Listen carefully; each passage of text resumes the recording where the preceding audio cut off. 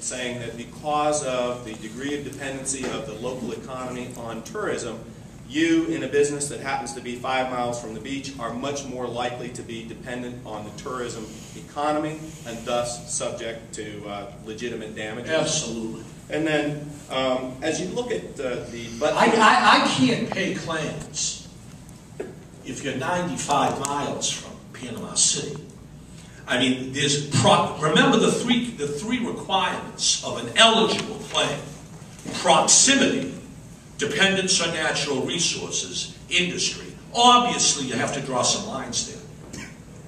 And as we look at that dependence and the but for the spill baseline, Bay County over the last several years has had a massive increase in the condo inventory. It's had a brand new airport open with almost 1,000 seats per day capacity, doubling the existing capacity. So for businesses that depend on the general health of the economy to grow, and obviously if you're a business that generally serves the economy, perhaps a marina, gas sales, boat dealer, as opposed to a specific business where more restaurants might come in and take up the slack,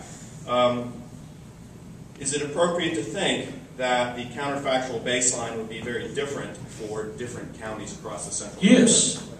Yes. I've received claims from 48 states. Idaho, I have a claim. So I mean, remember, tourism can be compensable under this program.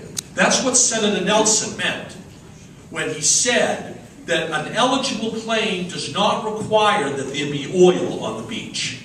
There doesn't have to be oil on the beach. But you got to be, quote, close to the beach. I can't pay a golf course 80 miles inland that says, well, I'm off 30% because of the spill. There's got to be some proximity guidelines.